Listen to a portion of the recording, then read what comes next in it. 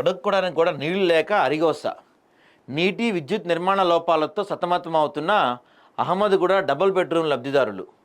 చాలీచాలని సౌకర్యాలతో బిక్కుబిక్కుమంటూ గడుపుతున్న లబ్ధిదారులు.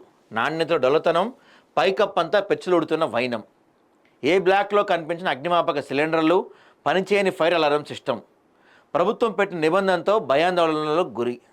పరుగు పరుగున డబుల్ బెడ్రూమ్లకు చేరుతున్న ప్రజలు. ఇప్పుడు మొన్న ప్రభుత్వం ఏం చెప్పింది? ఖచ్చితంగా అక్కడికి వెళ్ళాల్సిందే మీరు అని చెప్పింది. సరే అని చెప్పి ఇక్కడికి వస్తే ఇక్కడ కనీసం కడుక్కోవడానికి వాటర్ లేవు, ఫైర్ సేఫ్టీ ఏం లేదు. అదే సినిమాలో లాగా ఇట్లా గుద్దితే గోడలు ఊడిపోతున్నాయి, పెచ్చులు ఇరిగి పడుతున్నాయి ఇక్కడ. మరి ఇట్లోకి వెళ్ళి ప్రజలు ఎలా ఉంటారు? సామాన్య ప్రజలు పైన పట్టారం లోన్లు ఉంటారం అనే సామెతకు సరిగ్గా సరిపోయే విధంగా మేడ్చల్ మల్కాజ్గిరి జిల్లాలోని అహ్మద్గూడ డబుల్ బెడ్రూమ్ ఇళ్ల చూస్తే అర్థమవుతుంది. గత ప్రభుత్వం డబుల్ బెడ్రూమ్ ఇళ్ల పేరిట 9 అంతస్తుల నిర్మాణంతో హడావిడిగా నాణ్యత పాటించుకొని నిర్మాణాలు చేపట్టడంతో డబుల్ బెడ్రూమ్ లబ్ధిదారులు తీవ్ర ఇబ్బందులకు గురవుతున్నారు. ప్రతి బ్లాక్లో 9 అంతస్తులలో లబ్ధిదారులు వారి పైకప్పులు పెచ్చుడిపడటంతో తీవ్ర ఆందోళనకు గురవుతున్నారు. రాబోయే వర్షాకాలంలో వారి పరిస్థితి అనేది ప్రశ్నార్థకం. 9 అంతస్తుల భవనం ఏర్పాటు చేసిన 2 లిఫ్ట్లు 2-3 రోజులకోసారి మొరాయించడంతో 9 అంతస్తుల వరకు ప్రజలు నడిచి వెళ్లాల్సిన పరిస్థితి ఏర్పడింది.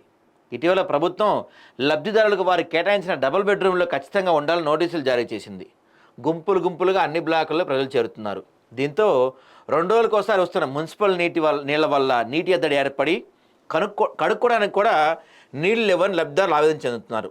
ఉదాహరణకు 4 బ్లాకుల్లో గల 420 మంది లబ్ధిదారులు కేవలం 1,00,000 కెపాసిటీ గల నీటి పంపు ఏర్పాటు చేశారు. 500 లీటర్ల నీళ్లు నిత్యావసరాలకు వాడుకోవడానికి ఒక కుటుంబానికి రోజువారీగా లెక్క వేసుకున్న 2 రోజులకి 4,20,000 లీటర్ల అవసరం ఉంటుంది. కానీ 2 రోజులకు ఒక్కసారి మున్సిపల్ వారు విడిచే నీళ్లు కేవలం 1,00,000 కెపాసిటీ నీరే అందుబాటులో ఉంటుంది. దీంతో ప్రస్తుతం 4 బ్లాకుల్లో 420 కుటుంబాలు చేరితే గరిష్టంగా ఒక కుటుంబానికి 2 రోజులకు బట్టలకు, బాసనలకు, స్నానానికి, కడుక్కోవడానికి మొత్తం కలిపి 2 రోజులకు ఒక డ్రమ్ నీళ్ళే అందుబాటులో ఉంటాయి.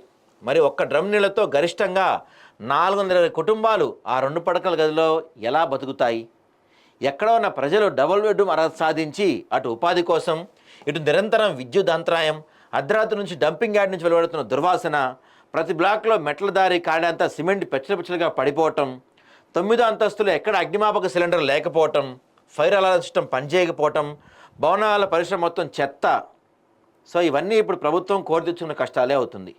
మరి ఇన్ని సమస్యలున్న ఆ ప్రాంతాన్ని ప్రభుత్వం, ప్రజాప్రతినిధులు, అధికారులు అహ్మద్గూడలో 41 బ్లాక్లో లబ్ధిదారులకు అన్ని రకాల సౌకర్యాలు కల్పించి వారికి అండగా ఉండాలని కోరుతున్నారు. మరి ఇదంతా సాధ్యమైద్దా? రేపటి రోజున ఏదైనా జరిగి ఎవరికైనా ప్రమాదం ఏమన్నా అయితే ఎవరు రెస్పాన్సిబిలిటీ వహిస్తారు?